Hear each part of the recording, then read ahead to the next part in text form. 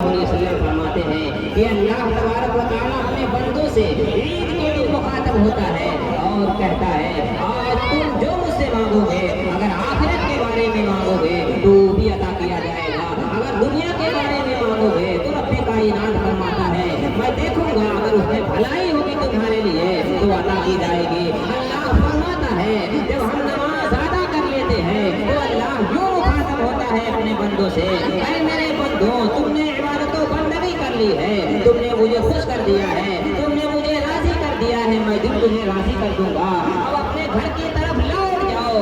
इस हाल में रब्बे कायनात फरमाता है कि मैंने तुम्हारे सारे गुनाहों को माफ फरमा दिया है, तुम्हारी मग़फ़िरत और बख्शिश फरमा दी है। तो अज़ीज़ाने मिल्लत इस्लामिया, रमज़ानुल मुबारक के बाद जो ईद का ये दिन है, इस एक दिन में अल्लाह तबारक व तआला मग़फ़िरत की भीख हमें अता फरमा देता है।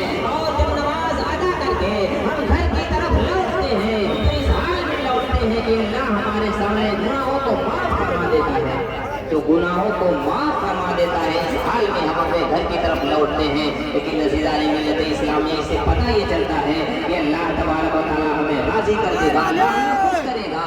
लेकिन इस मुबारक और मसूद मौके पर ये पैगाम देना चाहता हूँ कि हम खुशी मनाएंगे, लेकिन साथ ही साथ हमें खुशी बांटना भी है। हम अपने इर्द गिर्द देखेंगे, अपने मोहल्ले में देखेंगे, अपने समाज में देखेंगे और अपने रिश्तेदार खानदान में देखेंगे।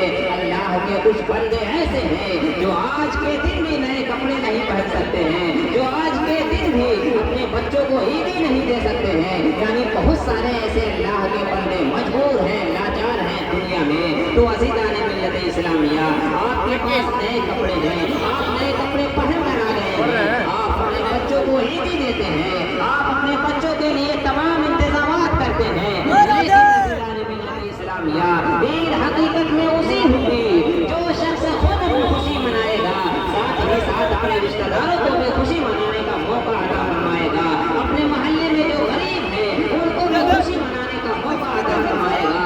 ऐसी हालत में अगर हम खुशी मनाएं और तमाम गरीबों को खुशी मनाने का मौका मैसर कर दें तो यकीनन हमारी भी ईद होगी और हमारे समाज के लोगों की भी ईद हो जाएगी।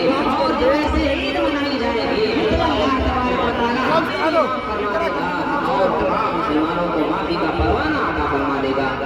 इसी के साथ साथ एक बात और मैं आपसे कहना चाहता हूँ कि अल्लाह तबारक व तआला आज माफी का परवाना हमें अता फरमा, अल्लाह तबारक व तआला आज मग़फ़िरत और बख्शिश का परवाना हमें अता कर रहा है। सोचे तो सही, अल्लाह तबारक व तआला हमें माफ फरमा रहा है। वो रब्बे कायनात है, वो खालिक़े कायनात है, वो चाहे तो माफ करे या न माफ करे, लेकिन वो माफ फरमा रहा है। गोया कि ये हमें सबक लेना चाहिए और दर्द लेना चाहिए।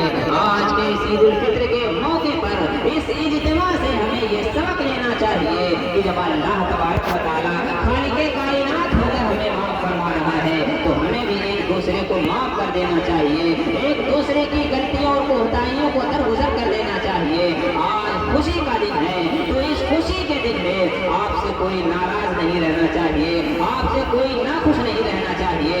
आप सोचे तो सही, रब्बे कायनात की कितनी हम नाफरमानियां करते हैं, रब्बे कायनात के हुक्म को हम कितना नहीं मानते हैं, उसके हुक्म की खिलाफ वर्जी हम करते हैं, फिर भी रब्बे कायनात हमें माफ फरमा रहा है। तो ऐसी सूरत में हमें और आपको भी सोचना चाहिए, अगर कोई शख्स ऐसा है जो आपके दिल को दुखा दिया है, जिसने आपको तकलीफ दी है, जिसने आपको नाराज किया है, तो ये सोच कर आज के दिन उसे माफ कर दे, ये सोच कर आज के दिन उसको माफ कर दे कि रब्बे कायनात उसी के सदक़े में हमें भी माफी का फरमाना अता फरमाएगा। अगर किसी ने हमें दुख और तकलीफ दी है तो हम उसे माफ कर देंगे तो रब्बे कायनात हमें भी माफ फरमा देगा। ये सोच कर आप एक दूसरे से मोहब्बत करें, ये उल्फत का पैगाम आम करें। हमारा जो इस्लामी त्यौहार है ये मोहब्बत का पैगाम देता है, ये उल्फत का पैगाम देता है, अमन और शांति का पैगाम देता है। आप कुछ सोचे और देखें तो सही, हमारा कोई भी त्यौहार होता है अमन के साथ मना लिया जाता है, शांति के साथ मना लिया जाता है और हर तरह से माहौल को साजगार बनाने की कोशिश की जाती है।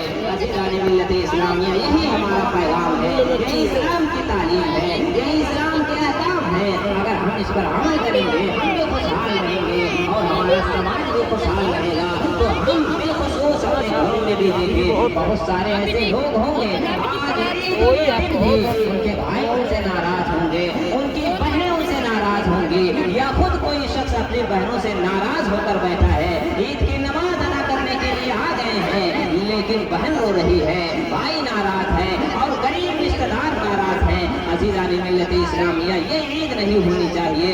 ऐसी ईद हो पूरा समाज खुशी मनाएगा, ऐसी ईद हो पूरे रिश्तेदार खुशी मनाएंगे, ऐसी ईद हो पूरे खानदान के लोग ईद मनाएंगे और खुशी मनाएंगे।